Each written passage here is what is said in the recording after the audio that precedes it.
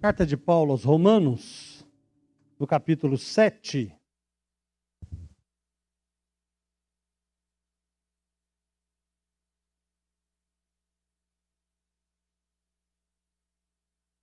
Quando eu comecei na igreja, e participando da escola bíblica dominical, a gente vai aprendendo que Roma perseguia a igreja, e aí eu não entendia como é que podia uma carta aos romanos, que Roma perseguia a igreja.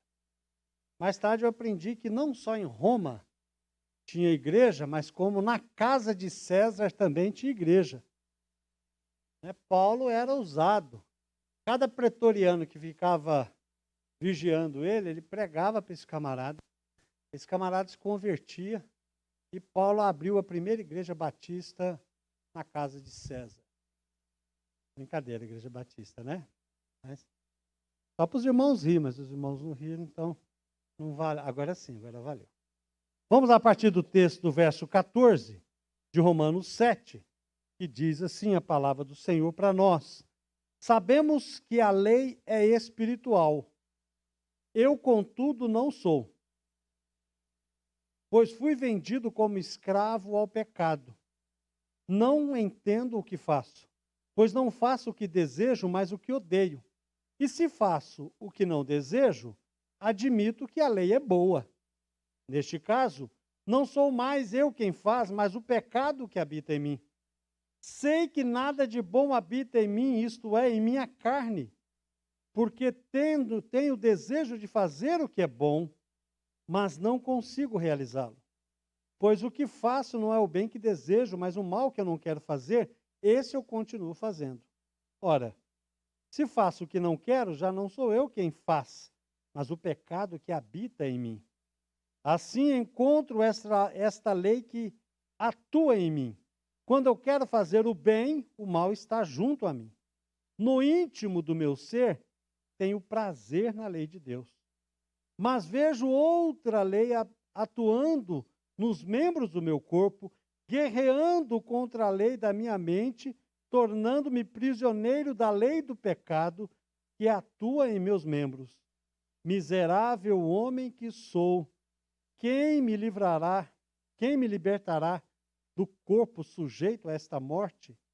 Graças a Deus, por Cristo Jesus. De modo que, com a mente, eu próprio sou escravo da lei de Deus, mas com a carne, da lei do pecado. Obrigado, Senhor, pela tua palavra. Continua a falar ao nosso coração, a ministrar, e que nós possamos sair daqui edificados com a tua palavra. Então, somente. Em nome de Jesus, amém. O que nós temos aqui a partir do verso 14? Nós temos a experiência de um homem. Que homem é esse? Aí você fala, é Paulo. É Paulo também. Mas é a experiência humana do Assis. É a experiência humana do Emídio, minha, de cada um de nós que estamos aqui. É a experiência humana da luta do novo homem contra o velho homem. E aqui a gente começa a ver um conflito na vida desse homem. Um conflito que vai fazer com que esse homem chega quase à raia da loucura. Ele vai dizer, miserável homem que sou, eu quero me libertar desse pecado, mas eu não consigo. Ele fica desesperado aqui. Mas aqui mostra para nós o conflito do cristão. E o primeiro conflito aqui que mostra do crente é o conflito de que a lei mostra para ele que ele é pecador. A lei que ela por si só já é impossível de se cumprir, e quando Jesus vem, ele aprofunda mais ainda esta lei, porque ele vai fazer com que ela saia do âmbito externo e ela comece a atuar dentro do nosso coração. dentro da nossa intimidade. E aí fica estreito. Porque externamente nós podemos até mudar, mas internamente é mais complicado. E não é possível fazê-lo por si só. Esse conflito que está dentro do homem é um conflito que faz com que ele fique lutando com o velho homem, e um se arrastando para um lado, o outro se arrastando para o outro, e havendo uma tensão no coração do crente. Essa batalha interior, ela é uma experiência pessoal, não só de Paulo, como de todo aquele que nasceu de novo. Todo crente nascido, lavado e remido pelo sangue do Cordeiro tem essa experiência. Se você falar, mas eu nunca tive esse conflito, então você não é crente. Não. Porque o cristão, ele sempre vai ter essa luta interna, porque Paulo mesmo vai dizer em Gálatas, capítulo 5, no verso 17, quando ele diz, pois a carne deseja o que é contrário ao espírito, e o espírito o que é contrário à carne. Eles estão em conflito um com o outro, de modo que vocês não fazem o que desejam. Duas forças se arrastam em direções contrárias. Mas nós somos salvos por Jesus. Nós aceitamos Jesus como Salvador, e a Bíblia diz que uma vez que eu recebi Jesus como Salvador, eu estou livre do pecado. Mas nós precisamos entender essa questão. Quando nós aceitamos Jesus, nós somos justificados. E a justificação significa que nós somos libertos da culpa do pecado. Nós estamos libertos da culpa do pecado. Na nossa caminhada cristã, aquilo que nós chamamos de santificação, nós estamos sendo libertos da escravidão do pecado. Alguns pecados nós já abandonamos de pronto. Outros pecados parecem um carrapato enrustido. Leva tempo para sair. E às vezes vai levar a vida inteira. E às vezes não vai sair, você vai ter que suprimir aquele pecado com muita oração, com muita consagração, ele vai estar ali. Se você vacilar, ele vai vir à tona e ele vai fazer um estrago. Então é necessário nós entendermos que na santificação nós estamos sendo libertos da escravidão do pecado. Mas só na glorificação é que nós seremos salvos da presença do pecado. Só quando eu e você morrermos, ou se Jesus voltar antes e nos arrebatar. Aí sim nós estaremos livres da presença do pecado. Enquanto isso não acontecer, o pecado ainda nos assedia, querendo nos fazer cair. O que nós vivemos aqui, quando nós pensamos no conflito do crente, nós vivemos a tensão do já e o ainda não. Isso é um termo usado na teologia quando nós pensamos do já. O que significa o já? O reino de Deus já está instalado no nosso coração. O reino de Jesus está no momento em que Jesus veio, quando veio o Pentecostes, e o Espírito Santo selou as pessoas. O reino de Deus já está estabelecido no nosso coração. Mas o reino de Deus ainda não está consumado. A consumação do reino de Deus é na volta de Jesus, quando ele arrebatar a sua igreja, e aí toda a igreja de Jesus estiver livre da escravidão do pecado e da presença do pecado. Então nós vivemos esse conflito. Mas Paulo ensina algo importante sobre essa lei, quando ele vai dizer que a lei é boa. A lei é boa. Só que a lei, ela é boa, mas a lei, ela é incapaz de nos justificar. E ela é incapaz de nos santificar. Mas ela é capaz e ela é eficiente em nos condenar. Pastor, então, qual é a questão da lei? A lei mostra para cada um de nós que nós precisamos de um Salvador. É isso que a lei mostra. A lei mostra para nós que nós somos incapazes de cumpri-la, e se nós somos incapazes de cumpri-la, e Jesus ainda vai aprofundar essa lei, o que nós vamos fazer? Então nós vamos nos entregar a Jesus. E só em Jesus é que nós podemos, então, ser justificados quando nós o recebemos como Salvador, porque Ele sim cumpre totalmente a vontade do Senhor.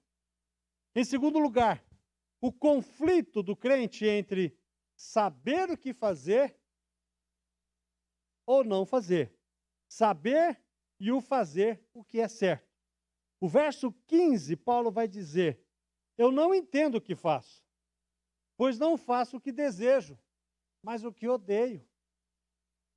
Ele fala, olha, para falar a verdade, eu não me entendo, porque eu sei o que é fácil, o que eu tenho que fazer.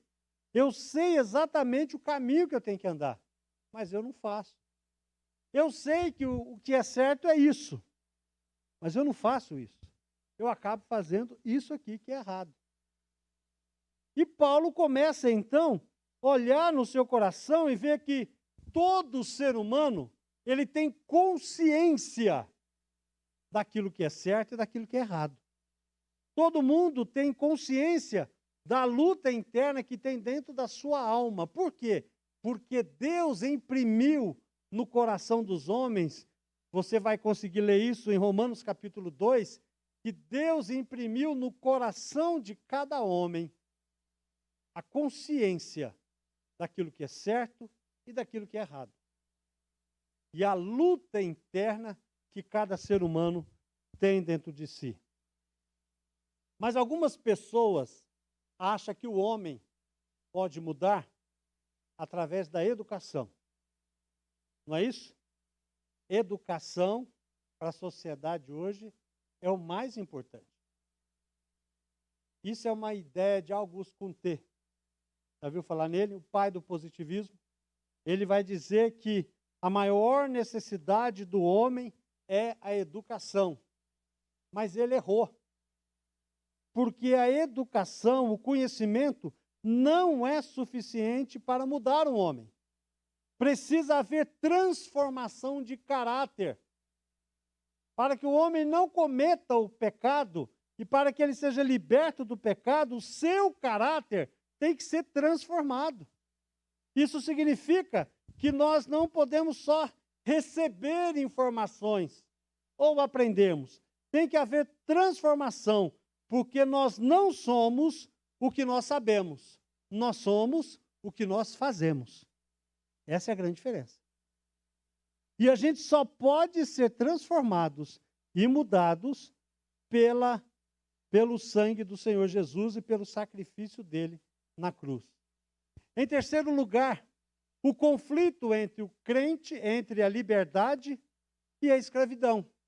Paulo vai dizer no verso 16 e 17, se faço o que não desejo, admito que a lei é boa. Neste caso, não sou mais eu quem o faz, mas o pecado que habita em mim. Quando nós olhamos uma situação, não basta decidir não pecar. É preciso não pecar. Às vezes nós pensamos assim, não, eu decidi que eu não vou mais cometê-lo. Mas a decisão não quer dizer que você não vai fazê-lo. E a gente não basta apenas decidir. Nós não podemos cometer um erro. É como você pegar alguém que é viciado em cigarro. Como que alguém que é viciado em cigarro se liberta do cigarro? Você sabe? Uma pessoa chegou em mim e falou assim, Deus vai me libertar do cigarro. Eu falei, é verdade. Deus vai te libertar do cigarro.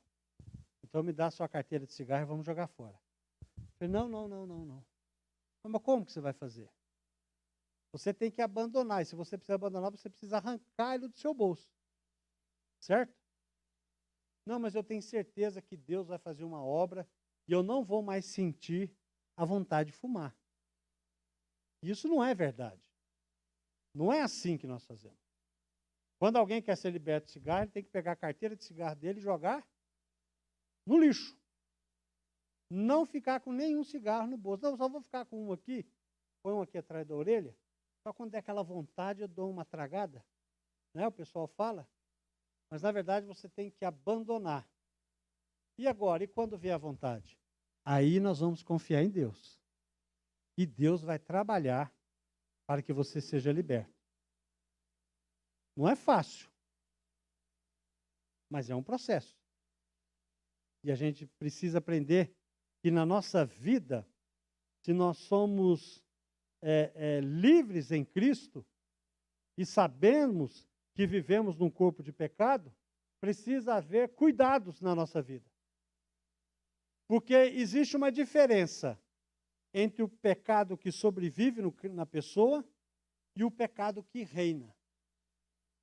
O pecado que reina é aquele na pessoa que não tem Jesus. O pecado que sobrevive é no crente.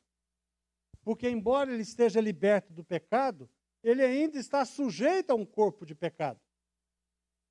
E Paulo vai dizer isso, que ele vai falar que ele sente o desejo de se libertar, ele tem desejo, ele tem prazer em fazer aquilo que é perfeito aos olhos do Senhor, mas ele não consegue. Mas ele vai dizer para nós em Gálatas 5:1 que foi para a liberdade que Cristo nos libertou. Portanto, permaneçam firmes e não se deixem submeter novamente a um jugo de escravidão. Paulo está nos orientando e ele está dizendo algo que ele está vivendo. Ele vive esse conflito. Ele vive o conflito de entender e ter consciência de que ele é fraco. Ele se sente fraco diante do pecado. Eu lembro que eu ouvi uma frase, eles atribuem essa frase a Martinho Lutero, não sei se é verdade ou não, mas a frase é interessante. Ele disse o seguinte: eu achei que eu tinha afogado o velho homem nas águas do batismo, mas eu descobri que o miserável sabia nadar. Então eu tenho um novo homem dentro de mim, mas o velho homem ainda está em mim. E ele me atormenta o tempo inteiro.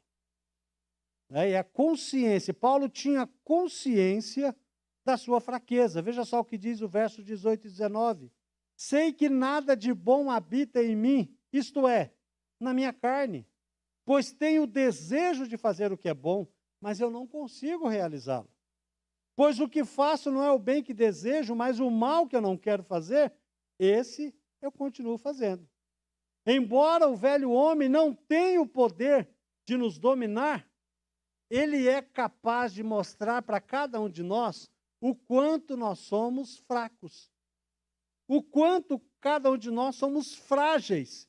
E aqui nós necessitamos e precisamos cada vez mais aprender que quando eu entendo a minha fraqueza, quando eu entendo a minha limitação, eu estou no meio caminho para ter uma vida abençoada.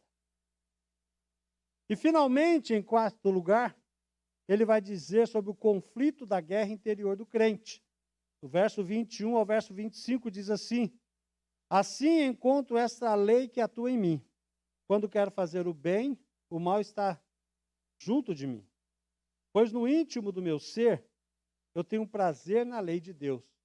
Mas vejo outra lei atuando nos membros do meu corpo, guerreando contra a lei da minha mente.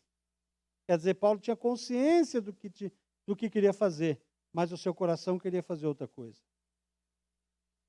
Tornando-me prisioneiro da lei do pecado que atua em meus membros.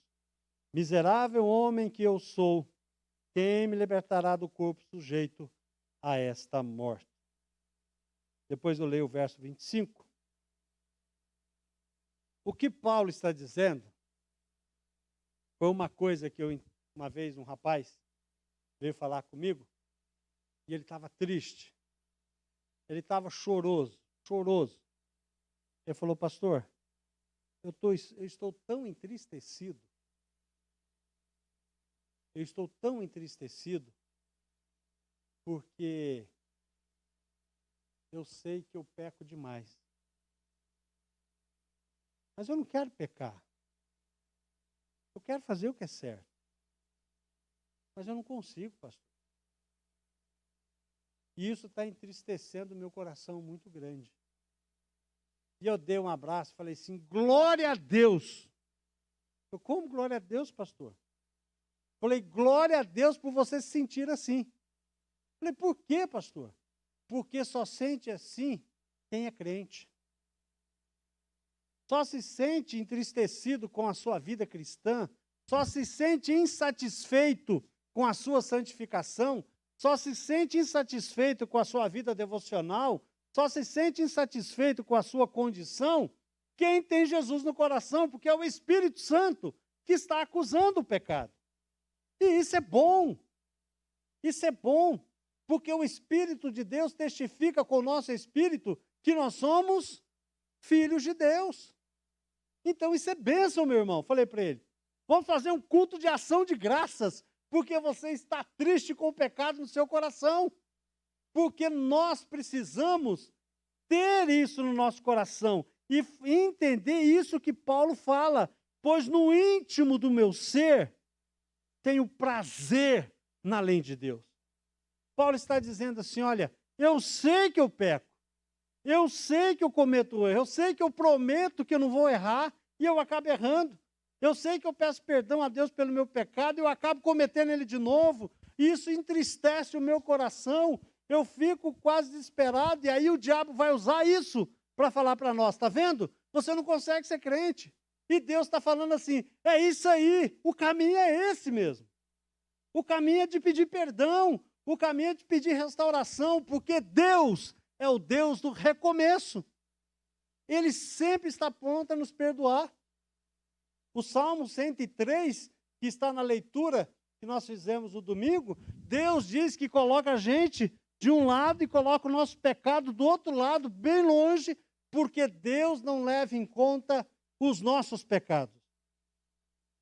Deus leva em conta a intenção do nosso coração. É isso que Deus leva.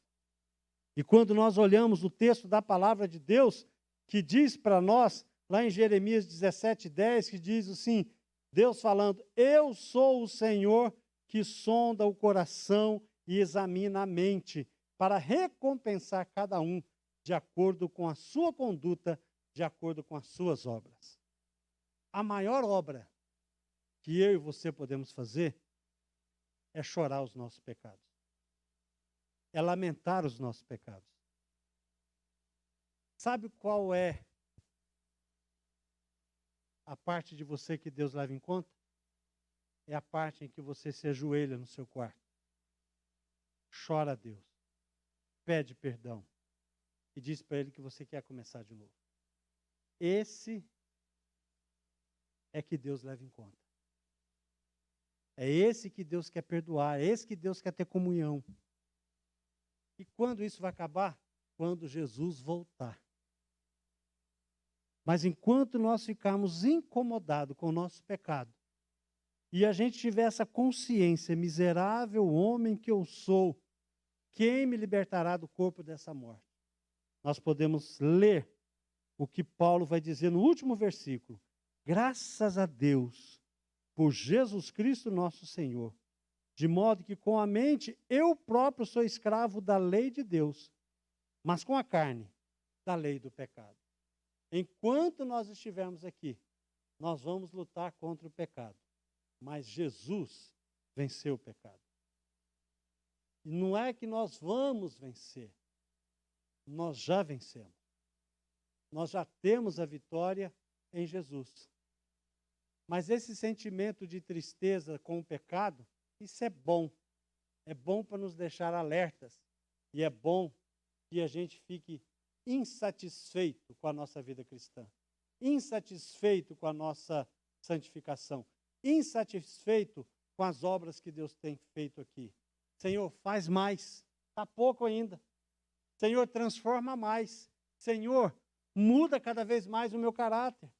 Porque eu preciso mudar muito. Quanto mais nós nos aproximamos de Deus, mais nós vemos a nossa carência. Que Deus nos abençoe. Derrame sobre nós a tua graça, o teu amor. E que nós possamos agir como Paulo. Ter essa experiência pessoal, essa consciência que o pecado assola o nosso coração. Mas Deus olha a intenção do nosso coração. Amém? Vamos orar? Pai, em nome de Jesus, nos abençoa. Perdoa os nossos pecados, Senhor, limpa o nosso coração.